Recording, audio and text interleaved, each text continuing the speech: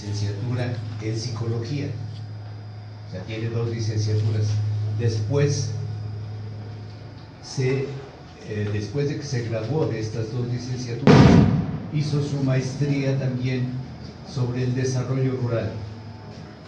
Luis Alberto ha sido un personaje muy inquieto respecto a la cultura de los pueblos, y nosotros somos su pueblo.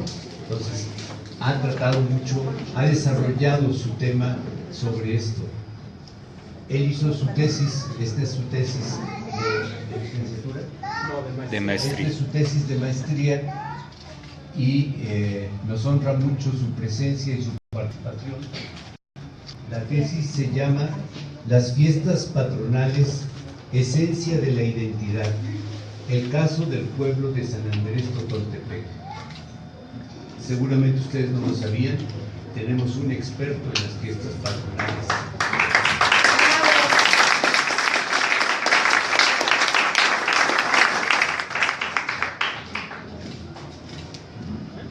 La dinámica de la presentación será de 60 minutos, nos va a presentar en 60 minutos su ponencia. Al finalizar vamos a tener una sesión de preguntas y respuestas, más o menos de 20 minutos. Yo creo que tenemos mucho que aprender de él. Y terminando, como el día de ayer, vamos a participar de algunos alimentos que en esta ocasión nos los acepta la Asociación Juvenil y los santiagueros. Ambos están aportando con gratitud su colaboración para que nosotros disfrutemos de esta velada cultural y también comunitaria. Muchas gracias. Entonces los dejo con Luis Alberto Bolívar.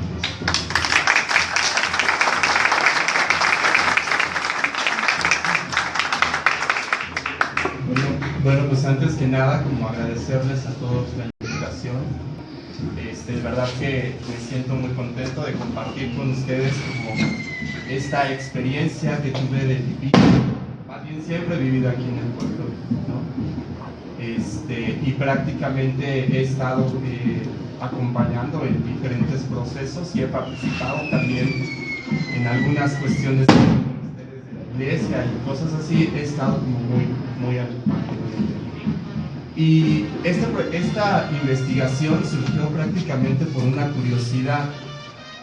Realmente mi tema de investigación, desde la licenciatura en sociología, mi tema de investigación fue ver el proceso de descampesinización del campo de los pueblos rurales de Tlalpan, y tomé en particular el caso de San Andrés Totoltepec. Fue abordar como estas cuestiones del proceso en el que nos hemos convertido más colonia, o un poquito, más bien, este proceso de urbanización nos ha cambiado nuestras estructuras y nos ha cambiado de alguna manera nuestro paraíso que teníamos antes verde, ¿no? Y que ahora se torna en entorno gris por tantas construcciones y tantas casas que tenemos alrededor, ¿no? Ver por qué los campesinos, o por qué nosotros como campesinos empezamos a ver o a vender nuestras tierras y dedicarnos a otra cosa. Ese fue mi tema de investigación de la primera licenciatura, que fue sociología. Después entré a la maestría, y cuando entré a la maestría iba a seguir analizando como todavía este proceso de descampesinización.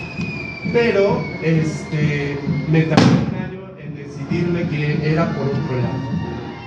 ¿Y por qué era por otro lado? Porque en realidad cuando yo empiezo a hacer mis entrevistas, empiezo a buscar información, empiezo a buscar a gente que todavía se dedica al campo, me doy cuenta que existen otros elementos que son importantes en nuestro pueblo, y que esos elementos son los que hacen nuestra identidad.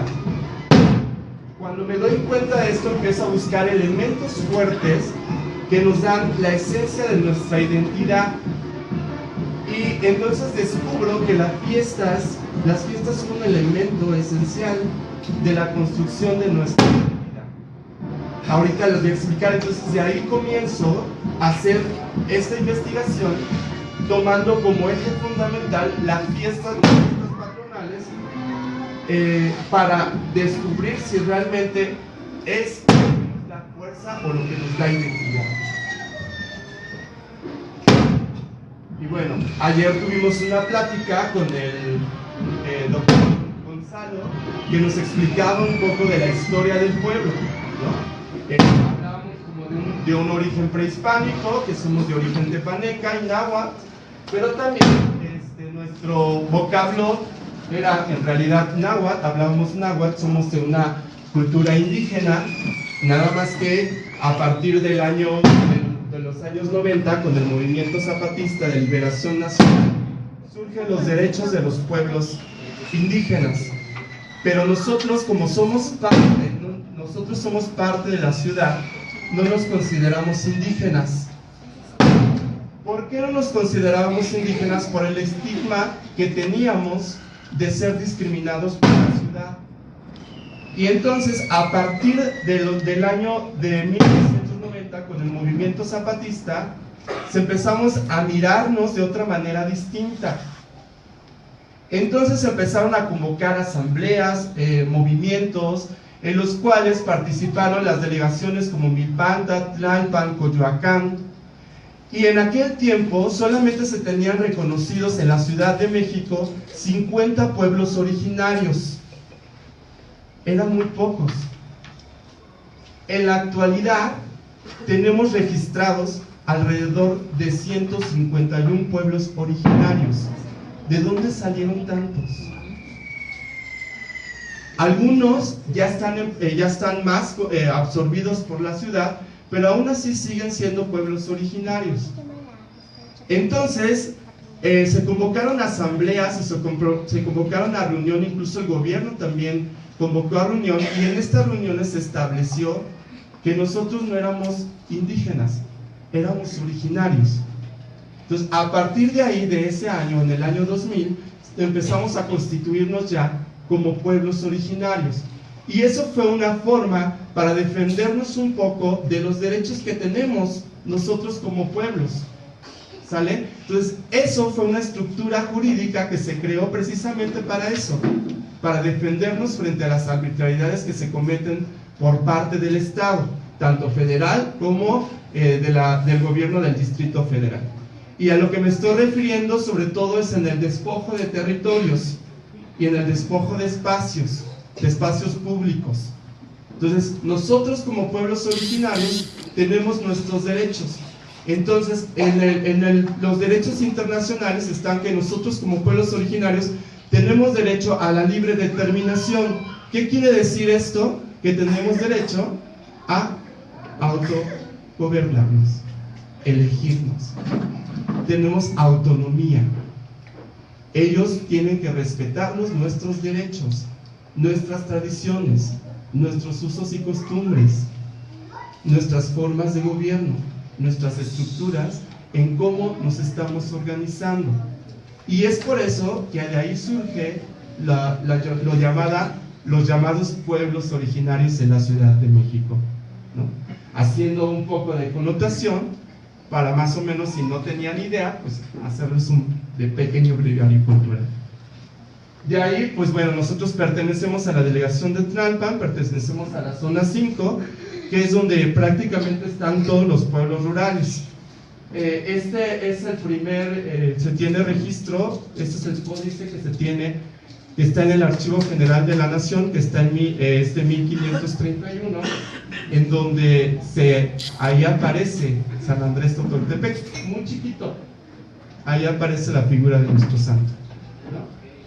Pertenecíamos obviamente a la jurisdicción de San Agustín de las Cuevas, que era como nuestro centro. Y bueno, ayer hablábamos un poco de lo que era pues prácticamente nuestro pueblo, que primero era campesino, después fue floricultor, y ahorita se está convirtiendo en más de servicios, ¿no? En una cuestión más de servicios, o emplearnos en alguna empresa, en algunos lugares, como obreros o como trabajadores. en el contexto de los pueblos, yo les quise hablar un poco sobre esta dicotomía en la cual tenemos.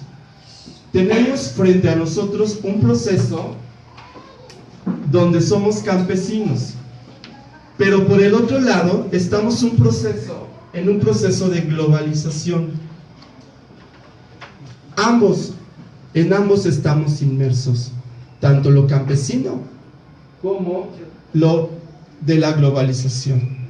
Y en el proceso de campesino, pues teníamos un sistema de milpas, la producción era de milpas, empleábamos sobre todo las personas que cultivaban, éramos, la fuerza de trabajo que utilizábamos era principalmente la familia, no había otra forma de producir más que la misma familia participaba en el proceso de producción o en el proceso de cultivo de maíz, de frijol, de todo lo que se cultivaba en el pueblo. Utilizamos herramientas simples. El San Andrés se constituía también por ser un pueblo. Regularmente los pueblos éramos de escasos recursos y necesitábamos como mucho apoyo.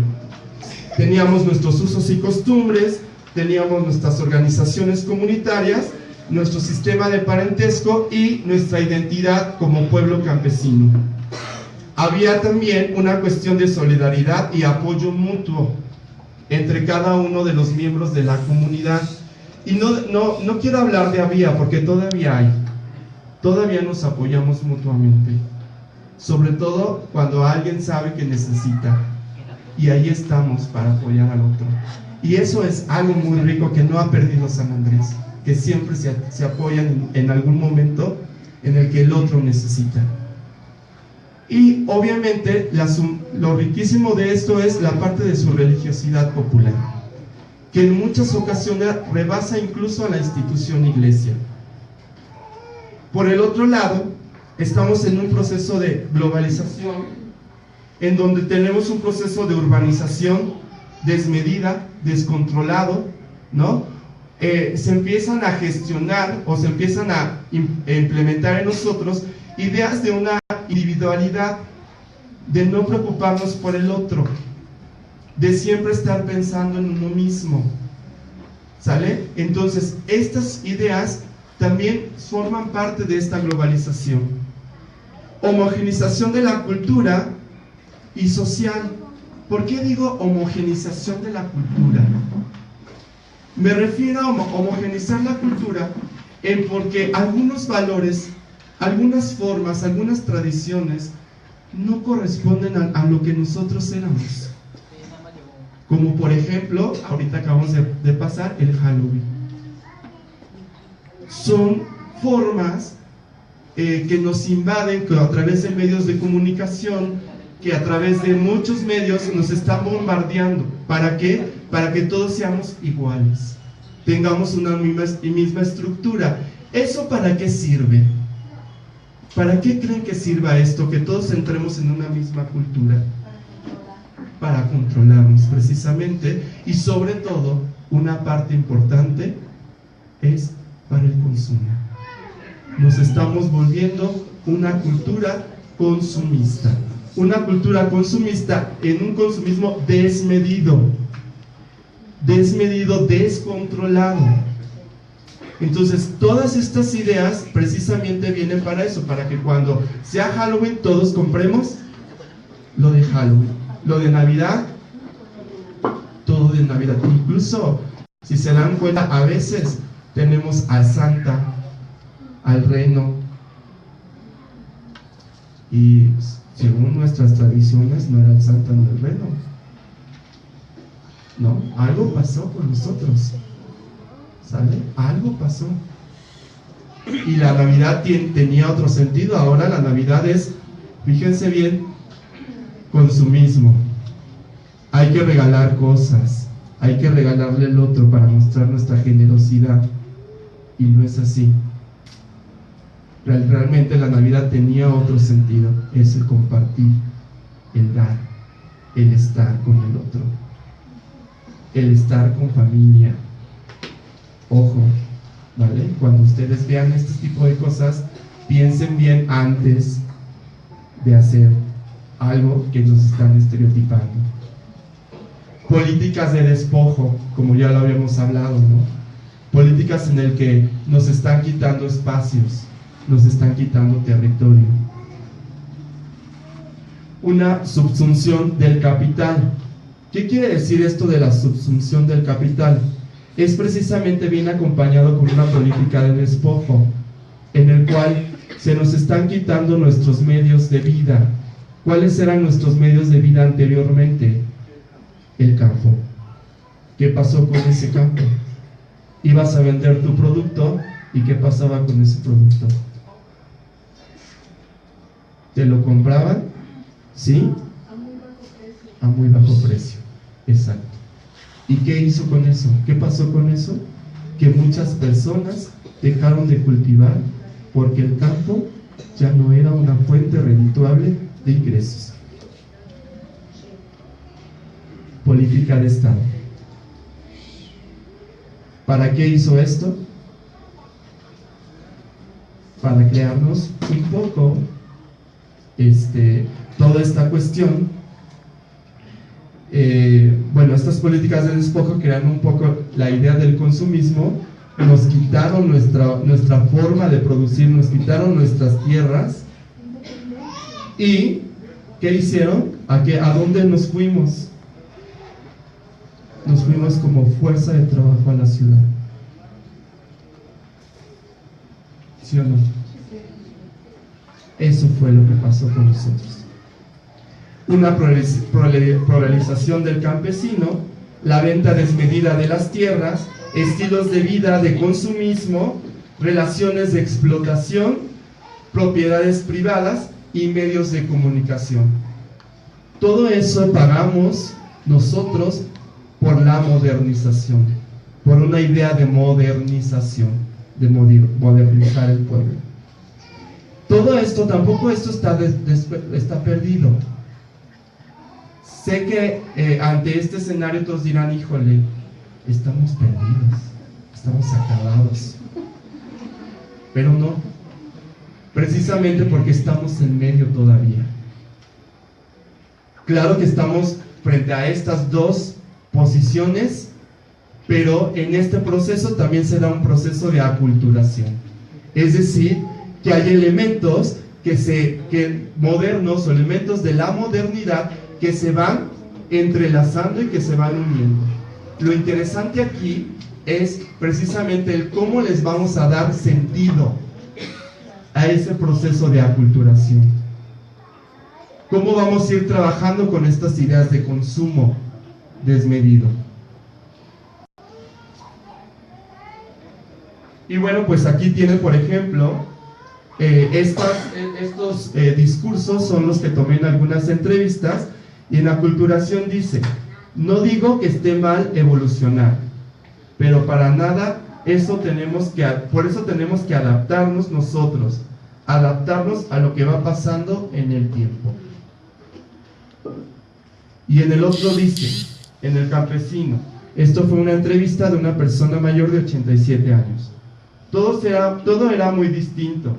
Antes éramos más humildes, éramos más respetuosos.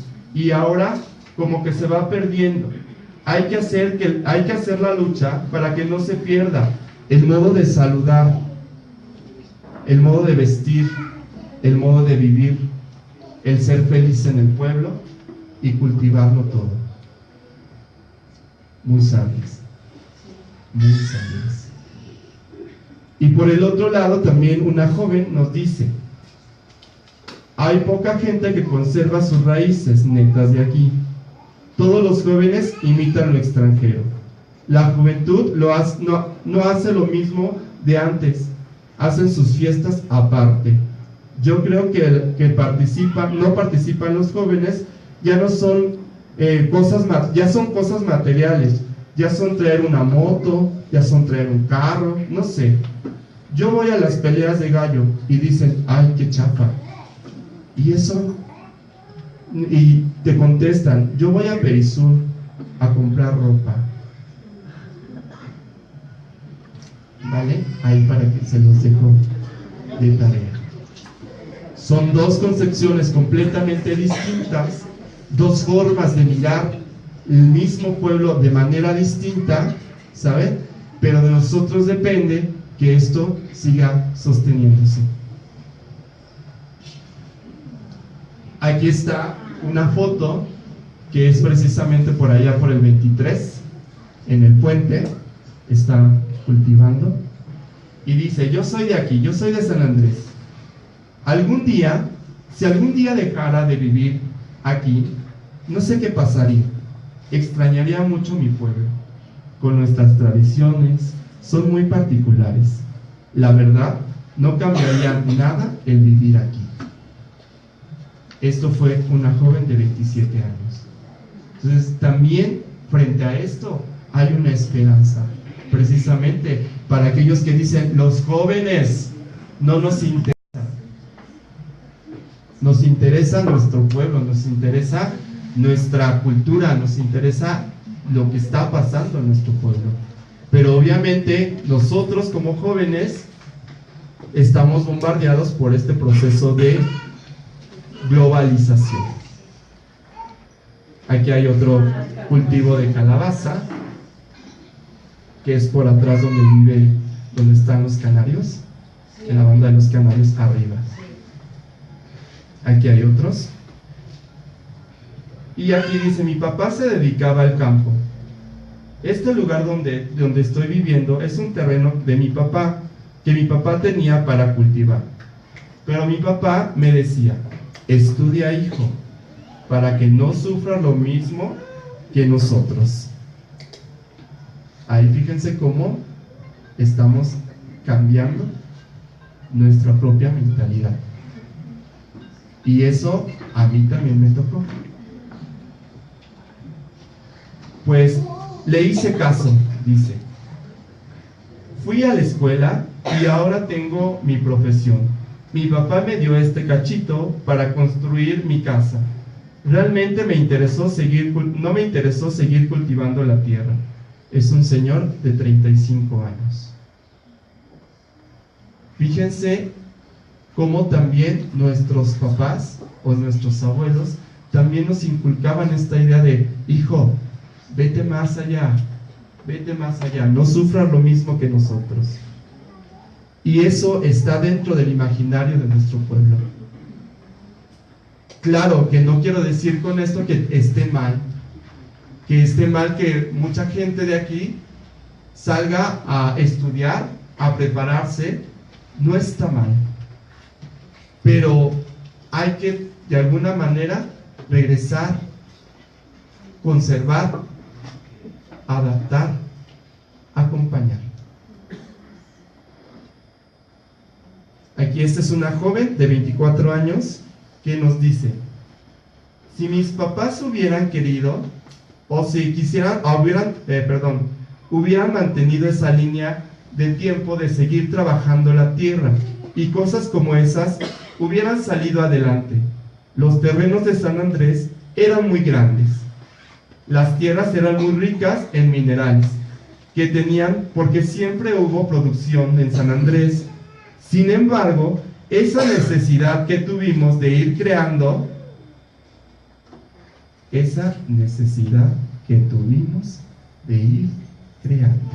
¿de dónde creen que viene? Modernidad, fíjate, te crean necesidades. Por eso es importante, ahorita yo les traje discurso, es importante ir viendo, analizando paso por paso el discurso. Es una chica de 24 años. Y dice: creando la familia, dinero, educación, entre otros. Si tuviéramos que hacer, sé que tuvieron que hacer esto por los cambios, ¿vale? Para que caigamos en cuenta. Bueno, pues aquí prácticamente pues es como el proceso en el que se está viviendo. Esto fue más o menos en el año 2000, y ahorita si tomamos la misma fotografía en ese mismo escenario, vemos otro panorama completamente distinto. Algunos terrenos que vemos por ahí ya están completamente grises. Y bueno, aquí dice, siento que el pueblo sí ha cambiado. Antes nos conocíamos, porque sabíamos de qué familia éramos y todo. Ahora, con tanta gente de fuera, ya no sabemos si son de aquí. Pero ante todo esto, seguimos siendo pueblo, porque tenemos nuestras tradiciones, nuestras costumbres propias, que seguimos teniendo, sobre todo las personas que sí somos originarios del pueblo. Un señor de 43 años. Cómo también las generaciones van cambiando, cómo también el discurso, perdón que me vaya por el discurso, pero soy psicólogo también, y soy psicólogo psicoanalista, entonces me gusta mucho ver el discurso, porque analizas muchísimas cuestiones de la realidad que están atrás, ocultos, ¿no?, dentro de este proceso. Entonces, aquí pueden ver cómo también una persona también lo está viendo de otra manera distinta, el mismo problema. Pero la pregunta es, ¿por qué seguimos siendo pueblo? Según Kardec, dice que lo esencial para construir un pueblo es que sus miembros compartan una comunidad de significados y que exista una cultura en común que proporcione los significados comunes. ¿Alguien me quiere decir o me quiere compartir si esto se acopla a San Andrés o no? Sí. ¿Compartimos elementos comunes? Sí. ¿Compartimos cultura en común? Sí. ¿Sale? Tenemos significados, tenemos valores, tenemos costumbres propias que hacen que nuestra esencia sea completamente, a pesar de que hay pueblos alrededor de nosotros tenemos nuestra propia forma de identificarnos como parte de San Andrés. Tenemos significados comunes que no tienen otros pueblos, porque cada pueblo es distinto. Fíjense que cuando yo entré en la discusión de saber si había una definición de pueblo, ¿qué características debería de tener un pueblo para ser pueblo? Porque en este capítulo de mi tesis hablo precisamente del pueblo, y me encontré que no existe una definición clara de pueblo. ¿Por qué no existe una definición clara de pueblo? Porque cada pueblo es distinto. Cada pueblo tendríamos que hacer una definición de pueblo de cada pueblo. No podemos tener una definición. Tenemos características en comunes.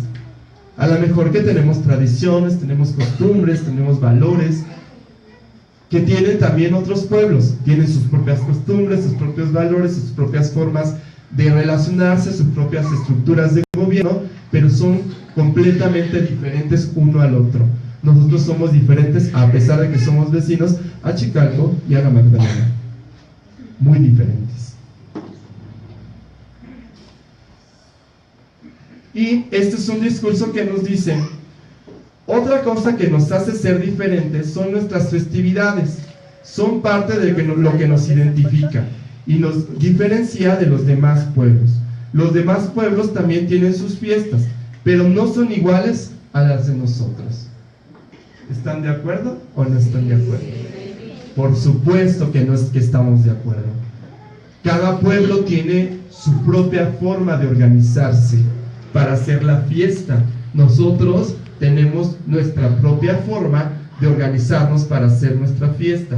Tenemos otras estructuras de cómo sacar la fiesta con elementos importantes de nuestra identidad. Entonces, por eso somos diferentes. Y bueno, aquí tengo una definición del doctor Armando Bartra, que precisamente el doctor Armando Bartra vive en el pueblo de San Andrés Totoltepec, vive al lado del Deportivo. Ahí está el doctor Armando Bartra, y él nos habla del proceso de la identidad de los campesinos. No voy a leer todo, pero a grandes rasgos les voy a platicar en qué, bueno, sí, ahí está la lámina por si lo quieren ir leyendo, pero a grandes rasgos les voy a explicar. Según Armando Bartra, dice que a pesar de que los campesinos nos quiten nuestras tierras, nos quiten nuestra forma de producción, nos quiten nuestras estructuras, nos quiten parte de nosotros, dice Armando Bartra, a pesar de eso, surgen nuevamente los campesinos. Y él nos dice, son otros campesinos y son otros campesinos transformados. A pesar de que no tenemos medios de producción, a pesar de que no tenemos la tierra, seguimos siendo campesinos. Ojo, eso es importante. ¿Por qué seguimos siendo campesinos según Armando Bartra?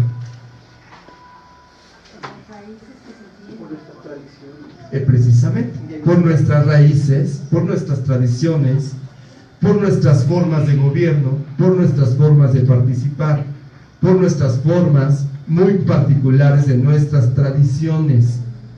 Y eso, a pesar de que seamos diferentes, que no nos dediquemos al campo, seguimos siendo campesinos. Tenemos, Armando Bartra lo que dice es que tenemos la mentalidad de campesinos. Ojo. Y sí lo podemos ver, porque en las fiestas ya los quiero ver cómo están vestidos. En los días de trabajo van muy bien trajeados, van bien perfumados, pero en la fiesta sacan la bota y el sombrero, ¿sí o no? Ahí está. La cazuela, la olla express queda a un lado. ¿Qué es la cazuela? La olla express deja a un lado, dejamos la cazuela, ¿no? Sacamos la cazuela, sacamos nuestros trastes, sacamos nuestros platos de loza, sacamos todo. ¿Sale? Porque eso es la forma en la que Armando Bartra nos dice, no, ya no se dedican al campo, sí.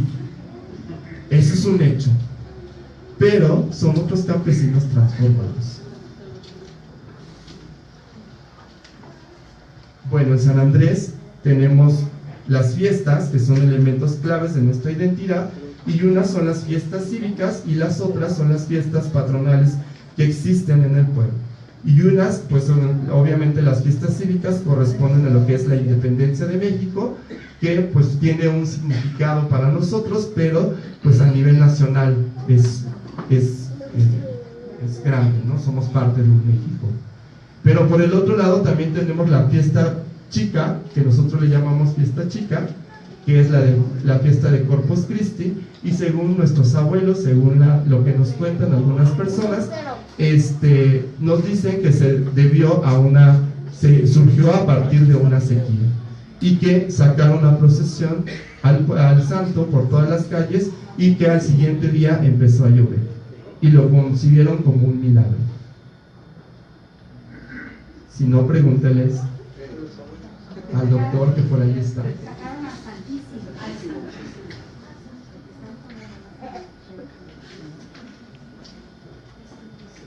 Y bueno, por otro lado también la fiesta grande, que nosotros le celebramos obviamente al santo patrón San Andrés, y se da el 30 de noviembre. Fíjense que hace como 2 o 3 fiestas de la fiesta chica de Corpus Christi. No quiero decir fiesta chica porque no sé, en realidad para los católicos sería la fiesta grande, pero para nuestro pueblo es la fiesta chica, y no podemos cambiarlo. Ojo, tenemos que respetar nuestra cultura, y empezando ahí es empezar a respetarnos nosotros. Para nuestro pueblo es la fiesta chica y no podemos cambiarlo, ¿vale? A pesar de que sabemos que es la máxima fiesta importante para los católicos, que es Jesús se hace presente en la Eucaristía, se queda con nosotros en la Eucaristía, ¿vale? Entonces tampoco es menospreciado, pero para la concepción de nuestro pueblo es la fiesta chica y no podemos cambiarlo. Ojo. pues estas son fotos de la fiesta, de una fiesta chica, ¿no? Ahí está dos de mis hermanos, y abajo pues, son unos niños que logré tomar en alguna fiesta, pero no les acabé de compartir lo otro. Les decía que tomando un café, precisamente en cuestiones de fiesta, me encontré a una señora que tuvimos por ahí una discusión en el café de aquí de San Andrés, y me decía, oye, ¿para ti qué es que esta es la fiesta grande o la fiesta chica? Y yo decía, la fiesta chica. Y la señora casi se me lanza, casi me golpea, me dice, no, esta es la fiesta grande. Y yo, sí lo entiendo perfecto que es la fiesta grande, pero para mi gente, para mi pueblo, es la fiesta chica. Y también hay que respetarlo, ¿vale? Y bueno, aquí podemos ver la fiesta chica, que tiene otra concepción diferente a la fiesta grande. Y les voy a decir por qué. Yo he estado presente, me he quedado mucho tiempo en la parroquia, en la iglesia, dentro de la iglesia, observando a la gente en la fiesta chica. Porque a mí me interesaba saber o descubrir qué elementos le daba más fuerza a nuestro pueblo. Y me puse a observar la fiesta, a observar a la gente, a mirar a la gente, sus actitudes, su comportamiento. Y adivinen qué descubrí.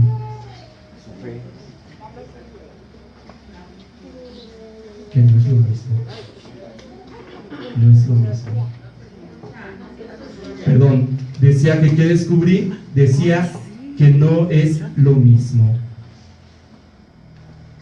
Para la gente, veo a la gente vacía. Veo en su actitud, una actitud como de, ¿y esto qué es? Y adivinen qué pasa, que la gente busca al santo. La gente busca al santo. ¿Dónde está el santo? ¿Dónde está? Sé que litúrgicamente, perdón que también me meta en las cuestiones litúrgicas, porque también les compartí al grupo que me invitó, que yo también soy misionero, trabajo en un colegio católico. Entonces, todas estas cuestiones de la iglesia, conozco parte de la iglesia porque también pertenezco a eso, ¿no? Y bueno, veía que para la gente no tenía ningún significado, no es que no tenía ningún significado, no quiero decir eso, más bien tenía otro significado diferente. Por ejemplo, aquí dice, los padres nos decían que debíamos de cambiar la fiesta grande para junio y la fiesta chica para noviembre. Pero no, para mí la fiesta de San Andresito es la más importante. Un señor de 45 años. Aquí hay otra imagen donde fue la última vez, creo, que se le trajo capa a San Andrés en la fiesta chica. Ojo, vamos cambiando. Y ahí, fíjense cómo también nos estamos cambiando nosotros, cómo también nosotros nos estamos poniendo el pie. Ojo, dice, la gente pregunta en Corpus Christi, ¿dónde está la imagen? Y no solo te preguntan, sino se espantan, y si no entran a la sacristía y no ven la imagen, se quedan tranquilos. Y muchas flores llegan a la sacristía. No sé, incluso con la administración pasada tenía yo un problema con el padre, precisamente por esto, porque yo veía a la gente molesta, y la veo molesta, y nadie se ha atrevido a decir nada. ¿A dónde está su imagen? Ojo, a lo mejor sí es importante trabajar como la cuestión del cuerpo de Cristo, sí, pero también recordemos que Jesús era amigo de Andrés, y que como amigos nos acompañamos. ¿A poco no se acompañan entre amigos? Entonces, Ojo también para los padres también que de repente nos quieren imponer algunas ideas y no está mal, pero también es importante el otro, porque es parte de nosotros, es parte de nuestra esencia. Ojo, la otra dice, hace algunos años en la fiesta de Corpus Christi se traía a capa al santo. Solo era la fiesta de Corpus Christi el jueves, y el sábado y el domingo era la fiesta de San Andrés. Y literal, fue cuando se empezó a esconder la imagen de San Andrés, y eso es lo que hacemos. ¿Está bien? Está mal, se los dejo de tarea. Se los dejo de tarea para que lo piensen. Si estamos trabajando nuestra identidad, si estamos trabajando nuestras costumbres, si estamos trabajando con preservar nuestra tradición. Ojo.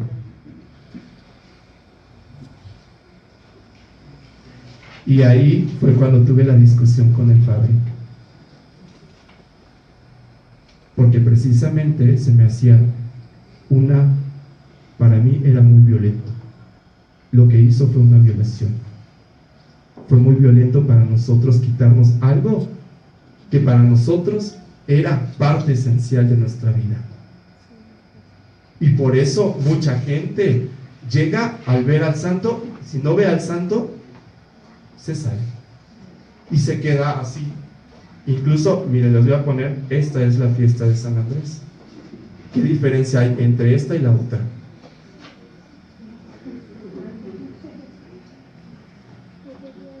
¿Qué diferencia hay? Y ahorita les voy a explicar por qué está esto. Porque pasa esto y no pasa en la otra. Yo me quedé observando, les digo, estuve todo el tiempo, no sé si algunos me vieron o no me vieron, pero mucho tiempo estuve viniendo a la iglesia, tanto el domingo como el día principal, como en las mañanitas. Estuve viendo a la gente, estuve observando a la gente para ver si realmente era un elemento fuerte. Y bueno, aquí está la explicación. El por qué. Yo digo que el santo constituye el corazón del pueblo. ¿Por qué?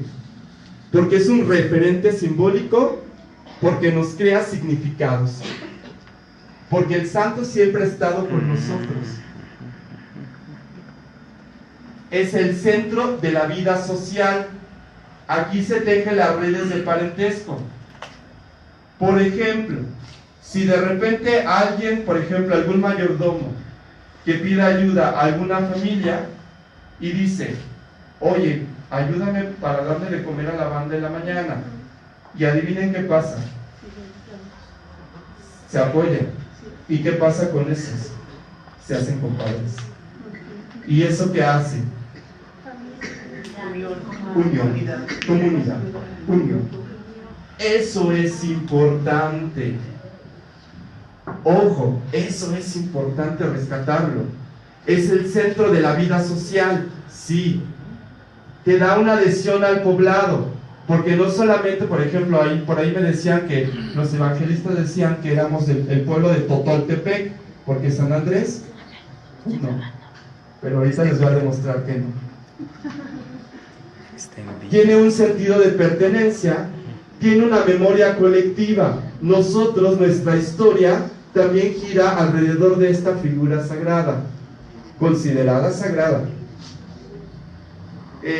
Tiene un fuerte referente de identidad, tiene una relación con lo sagrado y se le atribuyen milagros y desastres naturales, así como también es el protector y el abogado del pueblo. ¿Sí o no? Dicen, San Andresito se enojó. No hicimos bien la fiesta. Por eso incluso comenzamos a ver la imagen rara. No tiene color. No está chapeado. No tiene la sonrisa como en otras ocasiones. Ojo, miren. El santo constituye, pues obviamente Ana María Portal dice que los santos patronos constituyen la base de la organización social y es el consenso de lo simbólico y es el protector del pueblo, son los abogados del pueblo. Por ejemplo, aquí les voy a comprobar lo que les decía de los evangelistas. Hice una entrevista a un joven de 26 años que por azar lo encontré en la iglesia y le pregunté, oye, ¿por qué vienes a la iglesia? Y él me dice, yo vengo a la iglesia a ver al santo, porque el santo me cae bien. Mis papás son originarios de aquí, del pueblo, y siempre venimos a la fiesta a ver al santo y todo lo que hay en la fiesta. La verdad, no sé por qué lo hacemos, pero es como una costumbre que tenemos. Es un joven de 26 años de la religión evangelista. Ahí que nos quedamos con esto, que es parte esencial de nuestra identidad, que a pesar de que de alguna manera pertenecen a otra religión, también se identifican con nuestro santo. A mí me cuestionaba un poco esta parte de ¿por qué te cae bien el santo? Ese caer bien del santo.